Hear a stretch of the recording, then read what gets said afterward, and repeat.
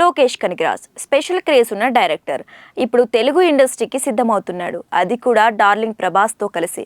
ఇంతకీ ఈ project details ఏంటి?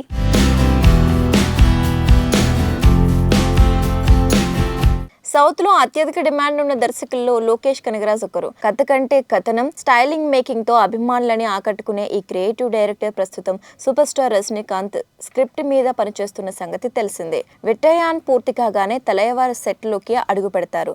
ఈలోగా ప్రీ ప్రొడక్షన్ పనులను శరవేగంగా చేస్తున్నారు.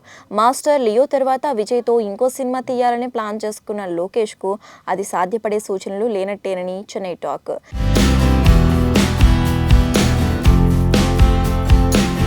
దీని స్థానంలో రెబల్ స్టార్ ప్రభాస్తో ఒక క్రేజీ యాక్షన్ ఎంటర్టైనర్ లాక్ చేసినట్టు వినికిడి. అధికారికంగా ప్రకటించలేదు కానీ కేవీఎన్ ప్రొడక్షన్స్ కోసం ప్రభాస్ ఓ సినిమా చేయాల్సి ఉంది. ఇవాళ లోకేష్కు బర్త్డే విషెస్ చెప్తూ సదరు సంస్థ అనౌన్స్మెంట్ ఇచ్చింది. అయితే అందులో హీరో ప్రస్తావన, ఇతర సాంకేతికత వివరాలు ఏమీ లేవు. ఈ రెండు అంశాలను లింక్ చేసుకుని చూస్తే హీరో డార్లింగేనని అనిపిస్తోంది. కాకపోతే చాలా టైం పడుతోంది. ఎందుకంటే లోకేష్ రజనీ ప్రాజెక్టు పూర్తి చేసేలోపు 2025 వేసవి వచ్చేస్తుంది. ఆ ఏడాది దీపావళికి రిలీజ్ ప్లాన్ అనుకుంటున్నారు. ఇటు ప్రభాస్ కూడా బిజీగా ఉన్నాడు. కల్కి 2898 AD అవగానే ది రాజా డీలక్స్ ఫినిష్ చేయాలి. ఇందుకోసం సలార్ పార్ట్ 2 సౌర్యంగ పర్వని సమ్మర్లో మొదలు పెట్టేందుకు ప్రశాంత్ నీల్ ప్లాన్ చేసుకుంటున్నారు. సో ప్రభాస్ లోకేష్ కనగరాజ్ చేతులు కలపాలంటే కనీసం ఏడాదిన్నర ఎదురు చూడాలి.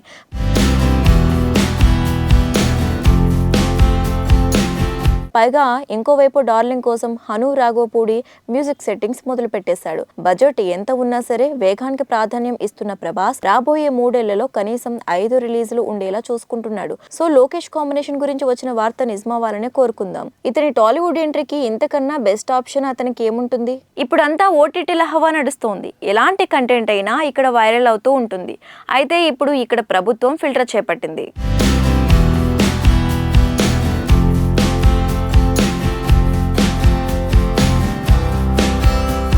యువతను పెడుతో పట్టించేలా అసభ్యకరమైన కంటెంట్తో నడుస్తున్న కొన్ని ఓటీటీల మీద కేంద్ర ప్రభుత్వం కొరడా జుల్పించింది. వాటిని పూర్తిగా నిషేధిస్తూ బ్లాక్ చేసే దిశగా చర్యలు తీసుకుంటూ ఉత్తర్వులు జారీ చేసింది. 18 ఓటీటీలు, 19 వెబ్సైట్లు, 10 యాప్స్, 57 సోషల్ మీడియా అకౌంట్లను నిరోధిస్తూ అధికారిక జీవో విడుదలను బహిర్గతం చేసింది. ఏళ్ల తరబడి సాగుతున్న ఈ అడల్ట్ కంటెంట్ దందాన్ని పూర్తిగా అరికట్టలేకపోయినా ఇంత పెద్ద ఎత్తున బ్యాన్ కు పూనుకోవటం మిగిలిన వాళ్లకు హెచ్చరికగా ఉంటుంది.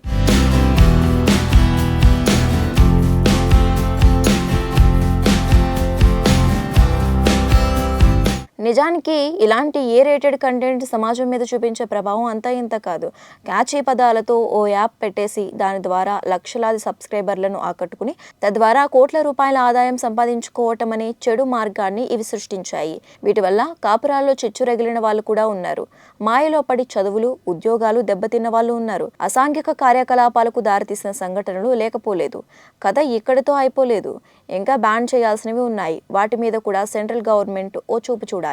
ఇది బాగానే ఉంది కానీ పరిశ్రమను బట్టి వినిపిస్తున్న పైరసీ భూతాన్ని అరికట్టేలా కూడా ఏదైనా చేయాలని నిర్మాతలు కోరుకుంటున్నారు.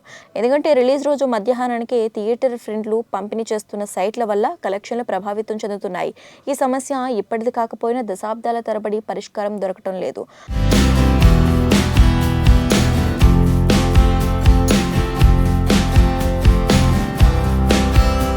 పైపెచ్చు టెక్నాలజీ పెరిగిపోయాక ఇంకా విచ్చలవిడిగా పెరిగిపోయింది. వీటిని కట్టడి చేయాలని ఎన్నోసార్లు పోరాటాలు, నిరసనలు సాగాయి.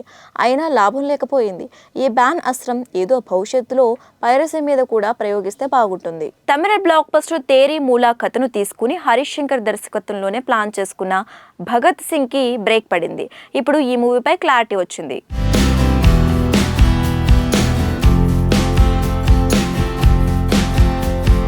ఆంధ్రప్రదేశ్ సార్వత్రిక ఎన్నికలు కాగానే పవన్ కళ్యాణ్ వెంటనే షూటింగ్లో అడుగు పెట్టాల్సి ఉంటుంది.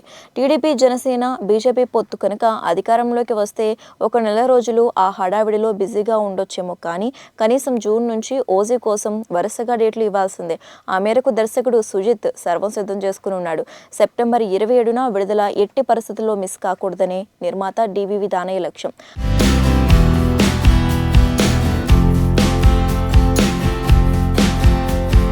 అభిమానులు ఉన్న అంచనాలు దృష్టిలో పెట్టుకుని పాన్ ఇండియా ప్రమోషన్లను రెడీ చేస్తారు. ఇక ఉస్తాద్ భగత్ సింగ్ విషయానికి వద్దాం. తమిళ బ్లాక్ బస్టర్ తేరీ మూల కథను తీసుకుని హరీష్ శంకర్ దర్శకత్వంలో ప్లాన్ చేసుకున్న ఈ పోలీస్ డ్రామా షూటింగ్ కొంత భాగం జరిగాక బ్రేక్ పడింది. ఇది బాగా లేట్ అవుతుందని అర్థమైపోవడంతో ఇతను చక్కగా రవితేజ మిస్టర్ బచ్చన్ని లాక్ చేసుకుని పరుగులు పెట్టేస్తున్నాడు. ఎంత లేదన్నా మే లేదా జూన్లో గుమ్మడికాయ కొట్టేస్తారు. దీన్ని నిర్మిస్తున్న పీపుల్స్ మీడియా ఫ్యాక్టరీ చిరంజీవి ఇదే హరీష్ శంకర్ కాంబోలో ప్రాజెక్ట్ లాక్ చేసేందుకు సర్వశక్తులు ఒడుస్తున్నాడు. సుష్మిత కొనిదెల భాగస్వామిగా దాదాపు కన్ఫర్మ్ అయిందని మెగా కాంపౌండ్లో వినిపిస్తున్న మాట. ఒకవేళ ఇదే నిజమైతే ఉస్తాద్ భగత్ సింగ్కు పెద్ద బ్రేకులు పడ్డట్టే. ఎందుకంటే విశ్వంబర మహా అయితే ఆగస్టులోగా అయిపోతుంది. పోస్ట్ ప్రొడక్షన్కి ఎక్కువ టైం పడుతుంది. జనవరి దాకా చిరంజీవి ఖాళీగా ఉండలేరు కాబట్టి ఆలోగా హరీష్ శంకర్ది ఫినిష్ చేయొచ్చు.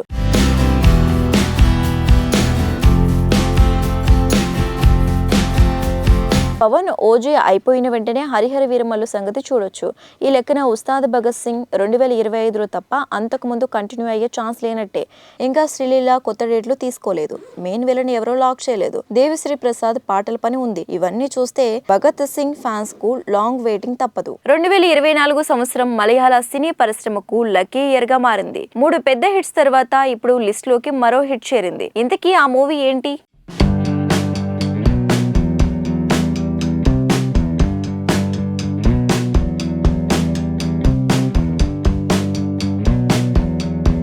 కేవలం 2 నెలల వ్యవధిలో విడుదలైన ప్రేమలు, బ్రహ్మయుగం, అబ్రహం ఓజ్లర్, మంచుమేల్ బాయ్స్, అన్వేషిపిన్, కండేతుమ్ అనే హిట్ చిత్రాలతో ఇతర పరిశ్రమను మించిపోయి మలయాళ సినిమా వరుస విజయాలతో దూసుకుపోతోంది. ముఖ్యంగా ప్రేమలు, మంచుమేల్ బాయ్స్ సినిమాలు అంచనాలకు మించి కలెక్షన్లు వసూలు చేశాయి.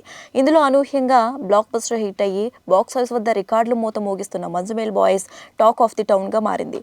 గత సంవత్సరం విడుదలైన 2018 సినిమాని అధిగమించి మలయాళ సినిమాలో ఆల్ టైమ్ ఇండస్ట్రీ హిట్ గా అవతరించింది.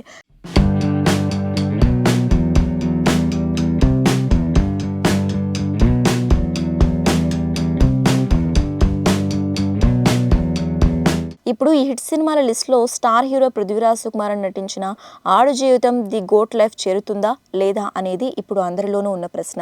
నిజానికి సంవత్సరం జనవరిలో విడుదలైన మోహన్ లాల్, మలై కొట్టే, వాలీబాన్ వంటి పెద్ద సినిమా భారీ ఫ్లాప్గా నిలిచింది. అయితే ఆ తర్వాత వచ్చిన చిన్న సినిమాలు మాత్రం పెద్దగా స్టార్ కాస్ట్ లేకపోయినా సూపర్ హిట్లుగా నిలిచాయి. బ్రహ్మయుగంలో మమ్ముటి వంటి స్టార్ ఉన్నప్పటికీ తక్కువ బడ్జెట్తో బ్లాక్ అండ్ వైట్ బ్యాక్ డ్రాప్తో కేవలం 3 పాత్రలతో ఒక ప్రయోగంలో తెరకెక్కించిన సినిమా అది. కాస్త గ్యాప్ తర్వాత మలయాళం నుండి వస్తున్న తదుపరి భారీ చిత్రం ఆడు జీవితం ది గోట్ లైఫ్. ఈ చిత్రం చాలా సంవత్సరాలుగా నిర్మాణంలో ఉంది. పృథ్వీరాజ్ కెరియర్ లో ఇదొక మైలురాయిగా నిలిచిపోతుందని భావిస్తున్నారు. మలయాళం, హిందీ, తెలుగుతో పాటు తమిళ భాషల్లో మార్చి 28న 2024న థియేటర్లోకి రాబోతున్న ఆడు జీవితం ఎడారి ప్రయాణంలో ఎన్నో కష్టాలు ఎదుర్కొనే ఒక వ్యక్తి కథతో తెరకెక్కింది. ఇటీవల విడుదలైన ట్రైలర్ కు మంచి స్పందన కూడా దక్కింది.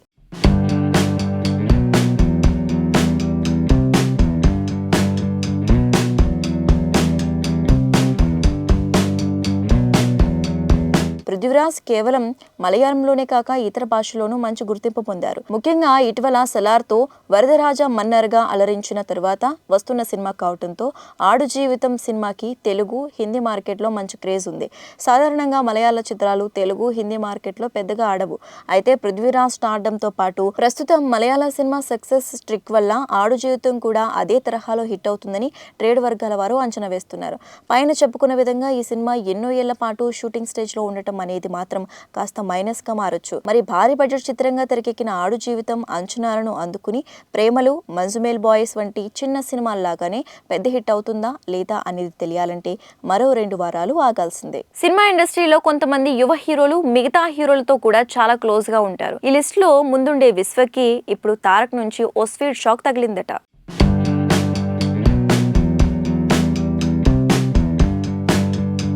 టాలెంటెడ్ యువ hero Vishwak Sen Nandamuri hero junior NTR కు అభిమాని అని అందరికీ తెలిసిన విషయమే. విశ్వక్ సినిమా ఏది రిలీజ్ అయినా కూడా ఎన్టీఆర్ ఫ్యాన్స్ నుంచి కూడా పాజిటివ్ రియాక్షన్స్ వస్తూ ఉంటాయి. గతంలోనే చాలాసార్లు ఎన్టీఆర్ కు తాను వీర అభిమాని అంటూ విశ్వక్ సేన్ తెలియజేశాడు. ఇక రీసెంట్ గా విశ్వక్ గామి సినిమాతో ప్రేక్షకుల ముందుకు వచ్చాడు. సినిమాకు మంచి టాక్ వచ్చిన విషయం తెలిసిందే.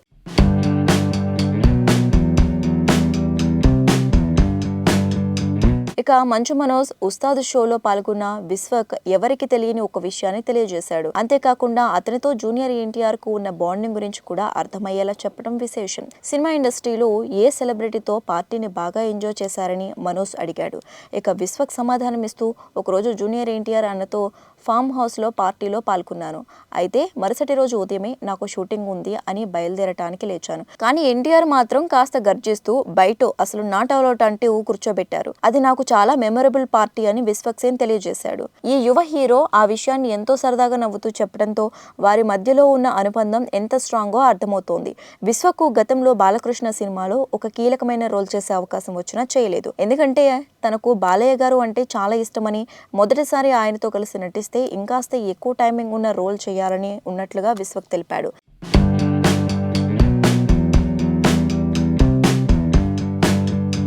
ఇక విశ్వక్ ఇటీవల వచ్చిన గామి సినిమాతో విమర్శకుల ప్రశంసలు అందుకున్నాడు. ఈ సినిమాకు మొదటి రోజే సాలిడ్ బాక్స్ ఆఫీస్ కలెక్షన్స్ వచ్చాయి. ఇక వీకెండ్ లోనే దాదాపు పెట్టిన పెట్టుబడి వెనక్కి తెచ్చిన గామి వీకెండ్ తర్వాత మరింత లాభాలను అందిస్తోంది. ఇక లైనప్ లో ఈ టాలెంటెడ్ హీరోకు మరిన్ని క్రేజీ ప్రాజెక్టులు కూడా ఉన్నాయి.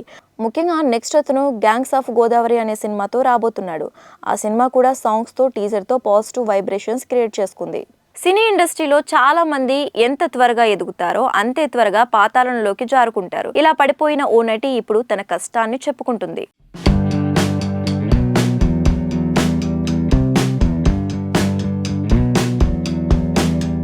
సెలబ్రిటీల ప్రేమ, డేటింగ్, అఫైర్స్ వంటి కారణాలతో పూర్తిగా కనుమరుగవుతాయి.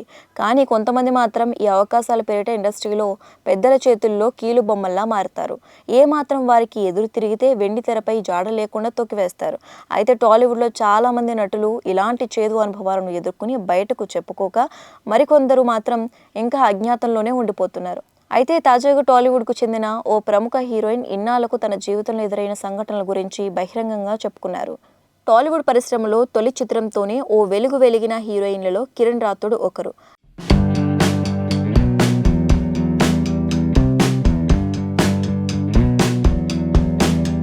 ఈమె మొదటిగా జెమినీ చిత్రంతో కథానాయికగా వెండితెరకు పరిచయం అయింది.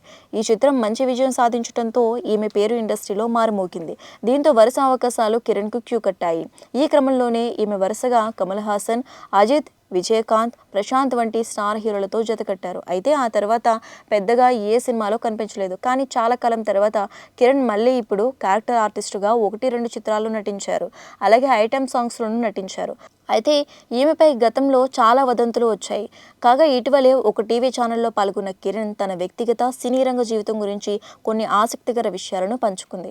ఈ క్రమంలోనే కిరణ్ మాట్లాడుతూ కథానాయికగా అవకాశాలు తగ్గుముఖం పట్టడంతో తన ప్రియుడు చెప్పిన మాటలు విని సినిమాలకు దూరం అయ్యారని చెప్పారు. అయితే అదే తాను చేసిన పెద్ద తప్పు అని ఆ తర్వాత తెలుసుకున్నారని పేర్కొన్నారు. దీంతో ఇప్పుడు మళ్ళీ నటించడానికి సిద్ధంగా ఉన్న కొందరు తనను తప్పుగా వాడుకునే ప్రయత్నం చేశారని చెప్పుకొచ్చారు. పైగా అడ్జస్ట్మెంట్ కావాలని సలహా ఇస్తున్నారని బహిరంగంగానే చెప్పారు. అలాంటి సమయంలో తన ప్రేమికుడు వదిలేశాడని చెప్పారు. అందుకు కారణం తమ మధ్య ఉన్న చిన్న చిన్న సమస్యలేనని, ఒకరోజు ఆయన నన్ను కొట్టారని, అది సహించుకోలేకపోయానని చెప్పారు.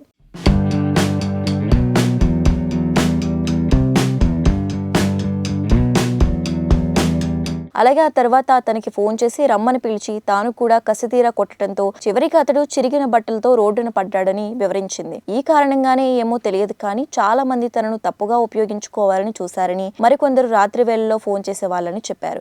దీన్ని బట్టి చూస్తే వాళ్ళంతా తప్పుడు వాళ్ళని అర్థమైందని, ఇక తనకి మంచి స్నేహితులే లేరని కిరణ్ చెప్పారు. ఇక ఇలాంటి కారణాల వల్లే కిరణ్ సినిమా అవకాశాలను కోల్పోయానని చెప్పారు. అయితే తనకు పెళ్లి అయ్యిందని, పిల్లలు కూడా పుట్టారని చాలా పుకార్లు పుట్టించారని, అసలు నేను పెళ్లే చేసుకోలేదని స్పష్టం చేశారు. కాగా కిరణ్ గతంలో తెలుగు బిగ్ బాస్ సీజన్ 7లో ఆమె కంటెస్టెంట్ గా పాల్గొన్న విషయం తెలిసిందే.